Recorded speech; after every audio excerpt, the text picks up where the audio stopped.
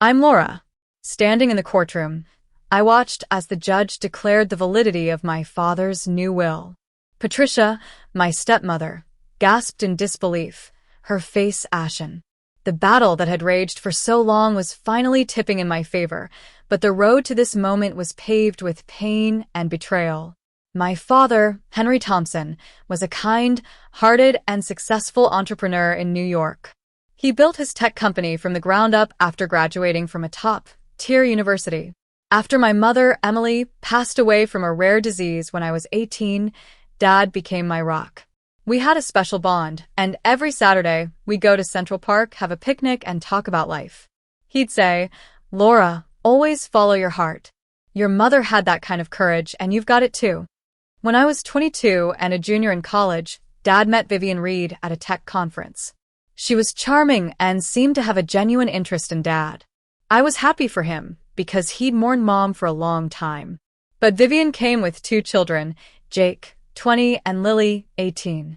From the start, there was something off about them. Their smiles were too forced, and they were overly interested in Dad's luxurious penthouse and his expensive cars. I tried to make an effort, inviting Lily for coffee and asking Jake about his college plans. Dad, who was head over heels for Vivian, assured me they just needed time. "They've been through a lot, Laura. Their father left them, and they're still healing," he explained. 6 months after they met, they got married. I stood by Dad's side, forcing a smile as Vivian recited her vows. But something about her words felt hollow. Once they moved into Dad's penthouse, changes began to occur. Photos of Mom started disappearing, replaced by pictures of Vivian and her kids. Family heirlooms that held so many memories were either stored away or sold to make room for Vivian's modern, minimalist style. Our Saturday picnics became a thing of the past. Vivian would create excuses like, "Henry, we have an important business meeting," or "Jake has a big exam, and we should all support him." And when Dad and I managed to spend time together, Vivian would call with fake emergencies. Once, she called 5 times because she couldn't find the password to Dad's office computer. Meanwhile, Jake and Lily treated Dad's money like it was theirs. Jake crashed a sports car Dad bought him and expected a new one. Lily maxed out Dad's credit card on designer clothes. I, on the other hand, decided to be independent. Despite Dad's offer to pay for my education and living expenses, I took out student loans and worked part-time at a local coffee shop. Dad would smile proudly and say, "You're just like your mom, so strong-willed." After graduating with a degree in business, I took a job in San Francisco. The distance was hard, but we kept in touch daily. During my visits, I noticed Dad looked tired and less energetic. When I expressed concern, Vivian would say, "He's just getting old, Laura. Stop worrying so much." Over the past year, Dad's health rapidly declined. He developed diabetes, related complications, and his once vibrant frame became frail. 3 months ago, during my last visit, Dad asked Vivian to leave the room. Gripping my hand tightly, he whispered, "Laura, I've been making some changes. If something happens to me, talk to Sarah at the office. She has something for you." Before he could say more, Vivian returned with Dad's medicine, her eyes cold as she glanced at me. After that, it became harder to talk to Dad. Vivian would always answer the phone and claim he was resting. When I did manage to speak with him, his words were slurred, and he sounded confused. I planned to fly back to New York to see him in person, but fate had other plans. One night, I received a call from Jake.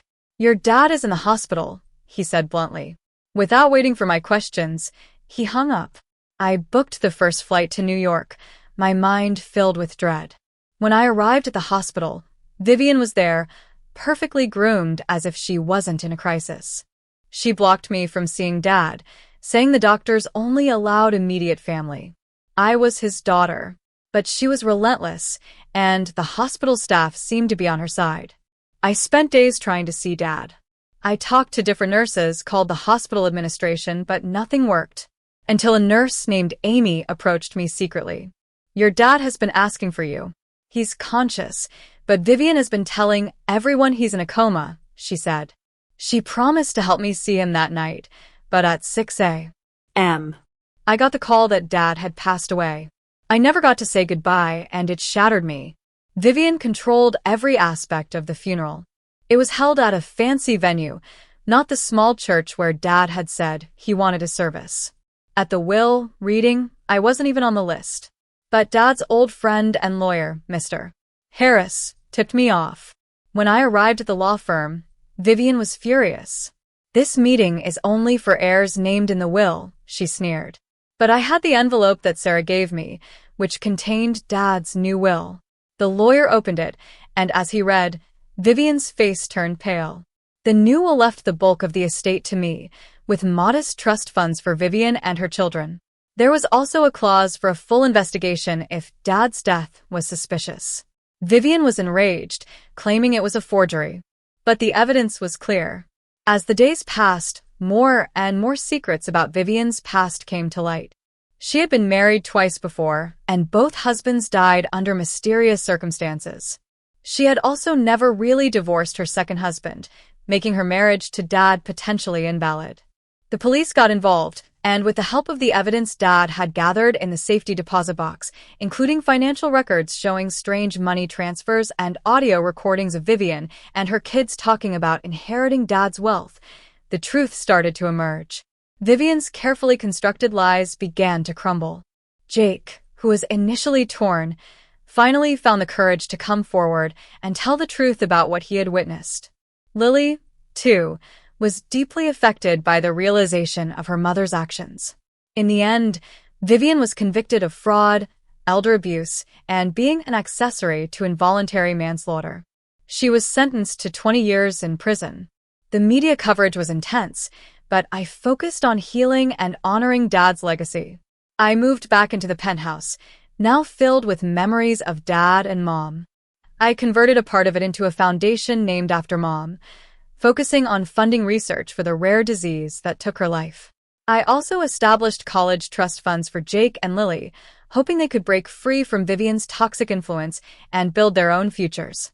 Looking back on this long and painful journey, I've learned that family isn't always defined by blood. It's about love, trust, and shared values.